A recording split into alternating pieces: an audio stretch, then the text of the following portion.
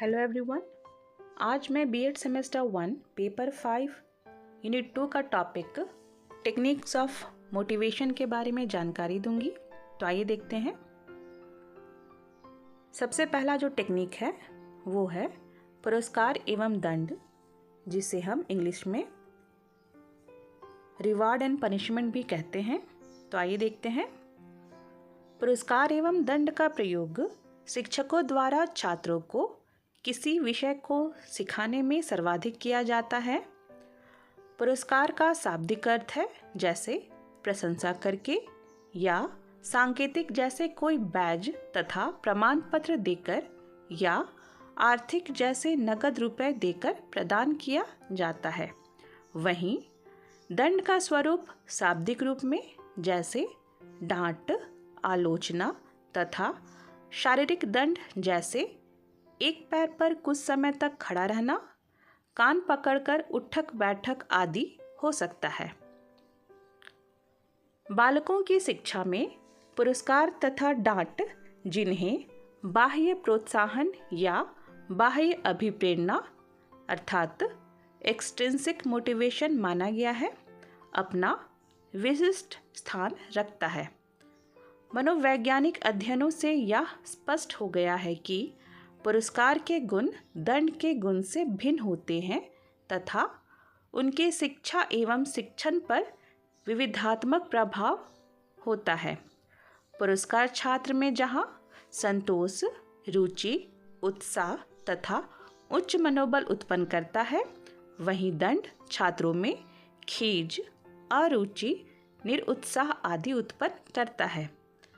दंड का प्रयोग शिक्षकों द्वारा मुख्य रूप से कक्षा में अनुशासन के लिए किया जाता है तथा छात्रों में कार्य के प्रति सजगता रहे इस कारण भी किया जाता है। अब दूसरा टेक्निक ऑफ मोटिवेशन है प्रशंसा तथा निंदा, जिसे इंग्लिश में प्रेज एंड ब्लेम भी कहते हैं।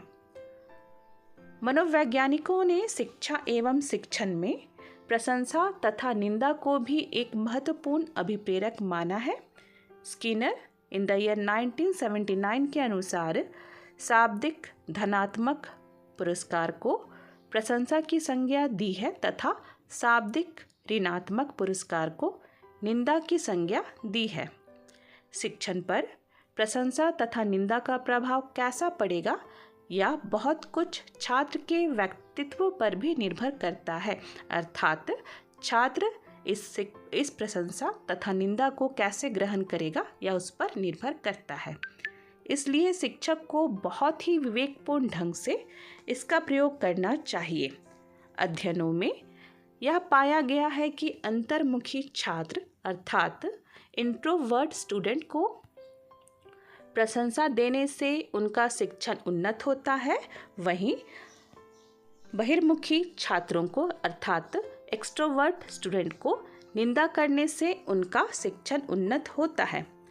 इस तरह स्पष्ट है कि शिक्षण पर प्रशंसा तथा निंदा दोनों का ही विविधात्मक प्रभाव पड़ता है। निष्कर्ष के तौर पर यह कहा जा सकता है कि प्रशंसा तथा निंदा दोनों को यदि विवेकपूर्वक एक साथ प्रयोग किया जाए तो उसका शिक्षण पर अनुकूल प्रभाव पड़ सकता है। अब हम तीसरा टेक्निक ऑफ मोटिवेशन देखेंगे, जो है स्पर्धा अर्थात राइवलरी। स्पर्धा व्यक्तिगत उपलब्धि पर अधिक बल देता है अर्थात इंडिविजुअल अचीवमेंट पर। शिक्षक विद्यालय में छात्रों के व्यक्तिगत उपलब्धि के लिए स्पर्धा का आयोजन कर सकता है, अर्थात शिक्षक की देखरेख में एक स्वस्थ प्रतियोगिता का भाव छात्रों में उत्पन्न होता है। स्पर्धा का भाव की उत्पत्ति छात्रों की अहम आवश्यकता अर्थात ईगो तथा सामाजिक आवश्यकता से होता है, अर्थात यह भाव उनके ईगो और सोशल नीड पर बेस्ड होता है, जिसके चलते छात्र वर्ग में अपनी व्यक्तिगत उपलब्धि को अधिक प्राथमिकता देता है।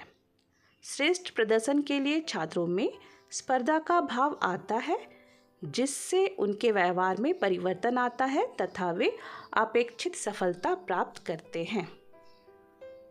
तो आज के लिए इतना ही। बाकी का technique of motivation next video में। तब तक के लिए थैंक यू।